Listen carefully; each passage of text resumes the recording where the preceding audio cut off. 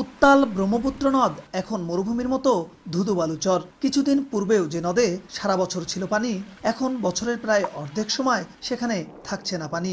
নদী শুকিয়ে যাওয়ায় যোগাযোগ নিয়ে বিপাকে পড়েছেন চরাঞ্চলের মানুষ। ঘোড়ার গাড়ি ও পায়ে হেঁটে মাইলের পর মাইল শুকনো নদীর বালুচর পাড়ি দিতে হচ্ছে তাদের। নদীর এমন অবস্থায় বর্ষা মৌসুমে নৌকায় যোগাযোগ সহজ হলেও অক্টোবর থেকে মার্চ মাস পর্যন্ত নদীতে পানি না থাকায় পায়ে হেঁটে কিংবা ঘোড়ার গাড়িতে 8 থেকে 10 কিলোমিটার পর্যন্ত আসতে হচ্ছে তাদের। বিপাকে পড়তে হচ্ছে রোগী ও শিশুদের। নদী তো পুরোটাই মরুভূমি, মানুষের প্রচুর কষ্ট। আমাদের সাহেব জেলে বয়স্ক লোক ছেলে যাওয়া আসা কষ্ট হয়, তারা এখন হাট বাজার আসতেই পারে না। নৌকা চলে না, পাও চলে না, গাড়ি চলে না, খালি ধুলা আর ধুলা।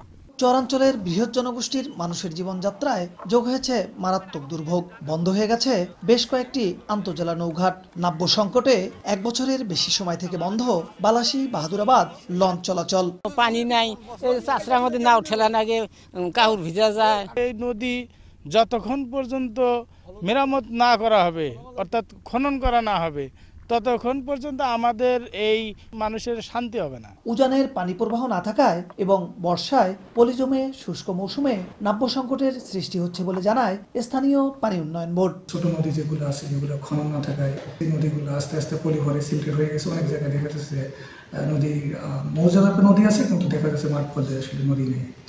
তো এটার কানেকশনই আমরা 64 জেলায় আসলে ছাড়া বাংলাদেশে আসলে কিছু নদী খনন কার্যক্রম নেওয়া হয়েছিল প্রথম ফেজে, এবং দ্বিতীয় ফেজে আসলে যেগুলো খনন করা হয়নি সেগুলোর কার্যক্রম গ্রহণ করা হচ্ছে।